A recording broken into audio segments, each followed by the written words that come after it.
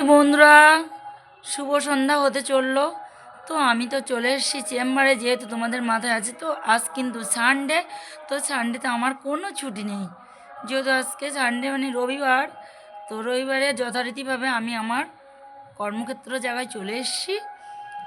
আর আজকে আমাদের দিকে ওয়েদার ভীষণ খারাপ, একটু রোদ হয়নি, আর কুয়াশা ভর্তি, প্রচণ্ড ঠান্ডা। মানে ঘর থেকে না বেরোতে পারলেই হয় ভালো। তো কি করব, পরের কাজ আসতে তো হবেই। বাইরে সবাই বেশি অংশ মেয়ে মাকে বললাম একটু কম্বলের মধ্যে থেকো সবাই, কারণ প্রচণ্ড ঠান্ডা। আমি দেখো মাফলার, চাদর, সোয়েটার সব কিছু জড়িয়ে এসছি। তো আমার শরীরটা ভালো না, না আসলেই হয় ভালো, তবুও চেম্বার ছুটি নেই। ম্যাডামকে ফোন করেছিলাম, বললে হ্যাঁ আমি আসবো। তো চলে আসতে হলো, যেহেতু পরের কাজ বলে কথা। নিজের কাজ হলে স্বাধীন, পরের কাজ হচ্ছে পরাধীন। পরে যদি ছুটি না দেয় তো ছুটি নেই। আর নিজের কাজ মানে এখন পারলাম না পরে করব, পরে পারলাম না তখন করব, এটাই হয়। তো যাই হোক, যথারীতিভাবে চলে এসেছি চেম্বারে। আর চেম্বারে আমি বসে আছি। আর এই চেম্বারের সোজাসুজি কিন্তু একটা নদী আছে, প্রচণ্ড ঠান্ডা বাতাস। তো তার জন্য আমার মা খুব ভীষণ টেনশন করছিল যে এই ঠান্ডা হাওয়ায় তোকে খুব কষ্ট হবে। মানে না না, ভেতরে বসে থাকবো, কোনো ব্যাপার নেই। তা বসে আছি, এখনও কিন্তু ম্যাডাম ঢোকেনি, এখনই ঢুকবে ম্যাডাম।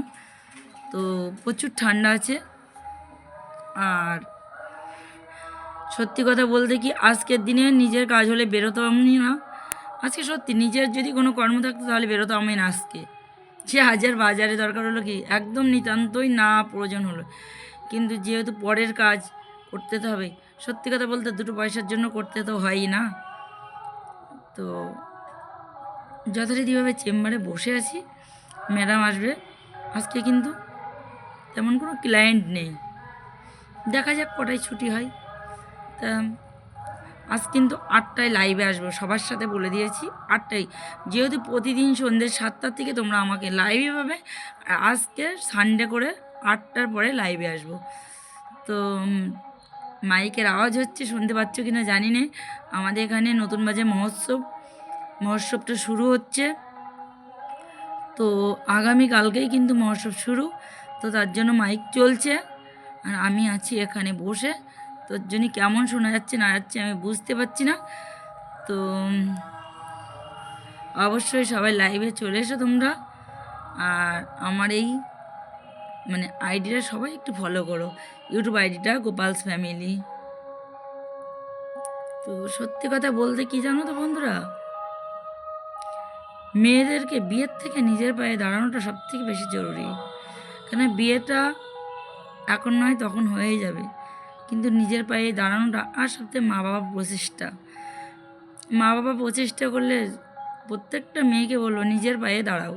কেন, নিজের পায়ে দাঁড়ালেই পৃথিবীতে সব সুখই আসবে, সব কিছুই মিলবে। তোমার নিজের পায়ে না দাঁড়ালে না খুব সমস্যা।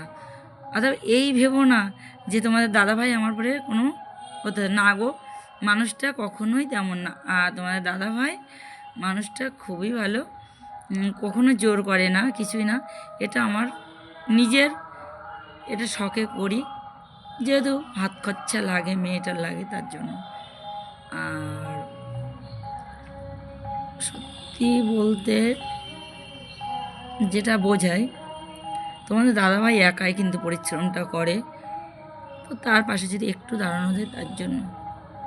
তো চলো বন্ধুরা, ম্যাডাম চলে আসার সময় হয়ে গেছে। তো সবাই ভালো থেকো, সুস্থ থেকো, আর সবাই এই ঠান্ডা সাবধানে থেকো। তো সবাই প্রেমচে বলতে থাকো রাধে রাধে। আজকে কিন্তু আমার আর একটা কথা বলতে ভুলে গেছি, যেহেতু আজকে কিন্তু আমার গিরিশোনাদের মানে স্নান দেওয়া হয়নি।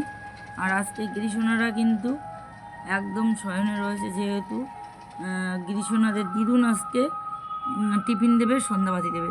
আর আজকে গিরিশোনাদের স্নান দিইনি, গা পা মুছিয়ে দিয়েছি প্রচণ্ড ঠান্ডায়।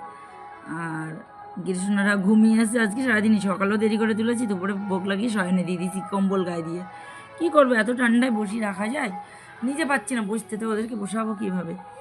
মাকে বলে এসছি যে সন্ধ্যা দিয়া ওদেরকে আবার সুন্দর করে খাটে বসিয়ে দেবে। তারপরে আমি রাত্রে যাব, হাত পা ধুয়ে ভোগ লাগিয়ে দেবো।